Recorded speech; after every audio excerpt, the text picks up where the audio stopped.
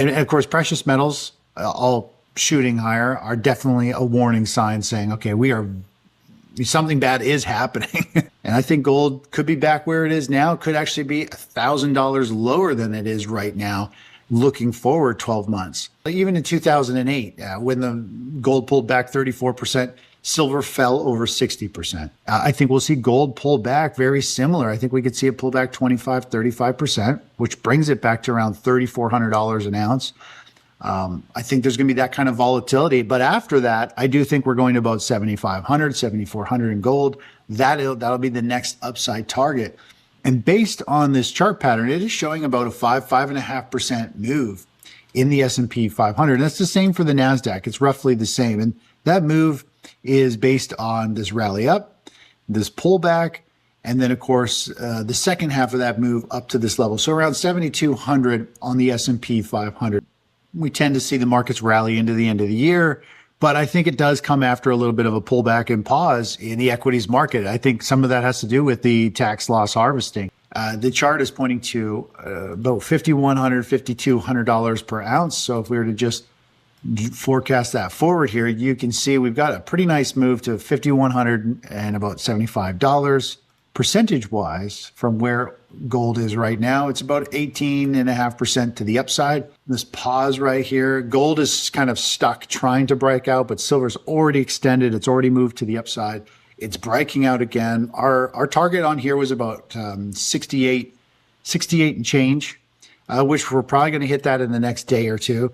And then we can recalibrate what happens from that level. But overall, silver's on fire. And this is one of those other signs that's telling us we're a little bit later in the mature rally phase in precious metals. Is gold has moved up very nicely for many years. Now everyone is piling into miners, silver, platinum, and palladium. And it's a good thing. I think silver's still going to rally. I think it could rally to 71, 72, maybe even into the $80 mark as it peaks out, probably with gold at roughly the same time. So that's what I'm looking for, because it's going to last for many years, and we're going to see gold go up another 100, 200, 300%. Silver will probably go ballistic as well. Based on the technical analysis from this interview, we are entering the final stage of a rally. Short term, expect a Santa Claus surge.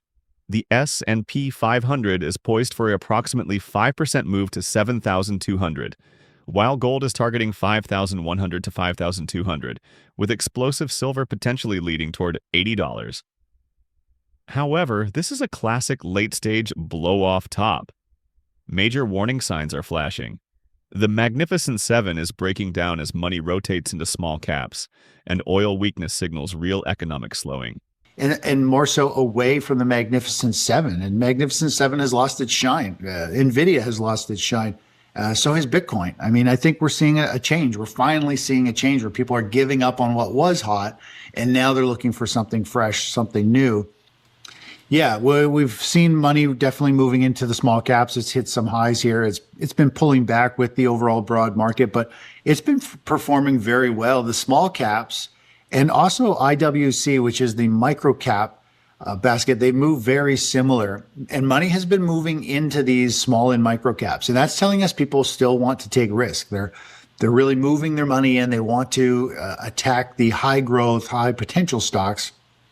And this is where I think money has been going. We've been seeing money moving into the Russell and the micro caps, but overall it looks like it is going lower. When you zoom out on oil, I mean, it's just been going down for years. There's a lot of pressure and selling. There's all kinds of news going on in the space right now. I think it's a leading indicator that the economy is slowing. This is usually what happens near the later edge. Later stages of a rally. They say, okay, forget the boring thing that's worked really well in the past, gold. Now I want to move into silver. I want to move into miners, things that move faster. And now that we're seeing money start to move into some of these more lucrative plays like platinum, palladium, and silver, and gold is kind of underperforming, is telling me that we're just in this late mature point that, metals to me here are just a trade. They're get in, lock in some gains, protect your capital. Gold went into a multi-year pause and everything took off during the blue box over here in early 2000s. Everybody moved into real estate and stocks. And then gold shot higher and took off. Now it looks dwarfed because we've got these high targets, but Gold pulled back 34%. It sold off with the equities market and with the economy. And then we went into a multi-year rally. And so when we fast forward to the new super cycle that started in 2019, we saw gold move sideways for several years. Everybody moved into stocks and real estate. Now gold has become that shining warning sign that, hey, it's money's flowing here. I do think gold is going to push up to around 51, 5,200. And then I think we're going to see the music stop. I think we're going to see difficult economic data come out. We're going to see the stock market sell off. The setup mirrors 2007 to 2008, forecasting a severe correction next. This could mean a 25 to 35% drop in gold to approximately $3,400 and a 40 to 60% plus crash in silver. The strategic play is clear.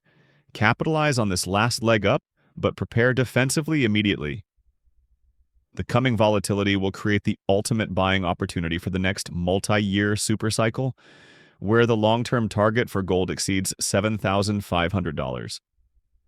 Subscribe to Fine Metals for future updates.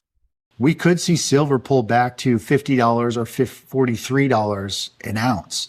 It obviously would be a substantial pullback if we take a look percentage-wise. But I think we're coming into a similar price action as 2007, 2008. We're seeing money and sentiment moving into all of the assets in the precious metal space in a similar way. Now, it's different data and different news, but price always does the same thing. It goes up or it goes down. They're either people are greedy and they want to make money, or they're scared and they're selling. And so it doesn't matter if there's what the Fed's doing, if central banks are buying something, price is still going to just move up and down based around that move. And a really good example of that is if we take a look at this year, Daryl, the 2025 tariff sell-off, and this is the QQQ. The market sold off, and we avoided the crash, and then it started to bounce, and then it actually turned into a rally, and we played the upside. Well, that was a tariff-driven move, very different. We haven't had anything really like that before. Well, take a look at these two charts. The top one is the tariff one we just went through. The bottom one is COVID 2020. Very, very similar price action. The stock market does the same thing. It goes up with greed. It goes down with fear. Every time it does it is for a different reason. It's a different economic environment, but price doesn't know the difference. All it knows is people want to buy me, I'm going up. People are selling me, I'm going down. And that's what I focus on. So all the analysis I'm giving you is based on technical analysis for precious metals and cycles, historically, how things have moved, what the charts are saying now. Well, I have a bearish outlook, as you said. I do think we're coming into something big, and I'm saying that because I'm a defensive trader. I want to protect my capital. I want a game plan so that when this happens, I'm not just hit upside the head and I take a beating and I go down for the count, right? I want to be able to defend my money, protect my portfolio. And so, yes, we continue to be long the equities markets. We're long precious metals. We're making money as the market goes up, even though I'm screaming the sky is falling and something bad is coming. And that's the difference, right? A lot of people will scream the sky is falling and they put on bearish trades and put options and they buy inverse ETFs because they're like dead set that this market can't and shouldn't be going higher. Well, the market can do whatever it wants to do. Like, who would have thought oil could go negative, right? Yeah. So that was my biggest wake-up call in trading and investing, was watching oil go negative. I'm like, okay, so really anything can happen with price action, so you better have a strategy to manage price and your position. So that's what I do. I trade ETFs, 5 to 12 trades a year. We grow our account no matter which way the market goes. We're protected on the downside. My strategy works like a portfolio insurance plan. We're not going to take a beating when the market rolls over. And on top of it, we're going to probably profit and become wealthier than ever as the market falls. So it's kind of like an insurance plan and a strategy wrapped into one, gives you peace of mind. That's what I do. I just manage my own portfolio, and members, we all trade them together. We copy and do the same trades. I take out all of the noise between central banks and conspiracies and manipulation, because there's nothing you can do about any of that. There's always going to be some of that in the market. That's part of trading. You have to dance around whatever manipulation there might be. There's no point in complaining and kicking and screaming about it. So it's really exciting. This is a very strong chart pattern. If we zoom out on gold and kind of look at all these patterns it's made over the last little while. It rallies, it has a pause, it rallies. It's just a series of these bull flags and pauses. And we're having another pause right now. And we had a beautiful play with this breakout and this move. And we might, be looking to, I hold a lot of physical metals for longer term, but there might be another breakout trade here for about another 15% rally or so in gold, just as a short-term trade, just to pull more money out of the market, take advantage of this, and put a little more capital to work in this space. So I really like the precious metals space. I like gold the most, just simply because I find it the most accurate. The triggers, the way it moves, I find is much more comfortable. You can put more money to work. Silver's a little bit more volatile. But again, the whole precious metal complex is on fire, and there's big potential upsides in everything right here. That could be, a 30, 40% pullback. And that's pretty normal for a move. I mean, a 38% retracement is very conservative. It's actually a very bullish pullback. If you pull back to that level and then it starts to build a base and starts to move higher, that is a very strong symbol. If it moves to 50% pullback, it usually is going to struggle a little bit, take a lot longer to get back up to all-time highs. And if it pulls all the way down to the 618, a lot of damage is done, because based on the Fibonacci theory, if you come down to the 618, the first measured move target ends up being right at the previous high. So you end up putting in a bit of a double top. So I do think once, we've broken through that $50 mark, now we're going to see silver have a blow off top wherever it tops, in the 70s and the 80s over the next month or two. But then I think it's going to be stuck probably above the $50 mark. We've been stuck under the $50 mark forever. When we go back and look at historical price action, you can see here we've been, just rescale this, we've come up to that 50 mark, or close to the 50 mark a couple times. It's sold back. I think now we're going to be stuck above the 50 mark, above these previous highs, or above like the 44 level. Say one little thing about metals, you're a dead man online, right? And so then we had that correction. And so now we're nowhere near it. The market has just cleansed itself. And now we need another big run, which is about an 18, 19% run in gold, which is probably, who knows how high that is in silver. But we need to get back into this euphoric phase. And you and I have touched on this a few times in the past, the market participant emotions here. We got to get into a euphoric phase, and then it creates a sharp drop. And the question is, is it going to be the start of a bigger sell-off or a bull market? And so the euphoric phase, I have tools and indicators and ways to identify this. And when we see it, man, it is like, get ready, manage your positions, because things turn around on a dime. Price can drop and collapse. But no, I'm not selling my silver yet. I'm still holding on to it. I'm still thinking we're going to make a lot more. So at what point would you be interested in loading up on oil if you were looking at a trade? What levels would you be? I'm not really interested in loading up that risk or buying it. If anything, it would be more so, I'd be more interested in buying an inverse ETF on it. If it breaks down and has a bit of a bearish pause, it could be more of an inverse ETF. So as oil falls, the oil ETF goes up in value. But this isn't the type of play that I'm looking for right now. We have a lot of mixed signals because the stock market is still up. It's still in a bull market. Oil's going down. So we've got divergence. And it's a really critical level here. I don't really like to trade something long or short while the market's long. So if stocks are up, I don't want to buy anything short too much. Usually if the stock market is down, I'll be looking for shorts. I'd be interested in playing an inverse ETF on oil. But at this point, I just like to watch it. It's not something I trade very often. I used to trade just gold and oil. I used to be the gold and oil guy. And all I traded was gold and oil, and I used to day trade the Dow. That was it. Now it's like, I never trade oil.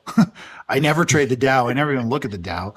It's amazing how your times change and you find value in different things and different ways to trade. But I think if oil gets down to 45, I think it's definitely going to have some type of bounce at that level. But again, I'm not looking to trade bounces or breakdowns at this point. Yeah, I mean, the chart looks depressing. And I do think it speaks to like some of the sentiment around it as a investable asset. And so, I mean, if we look at 2020, when oil, people thought oil was dead at that point, and Yeah.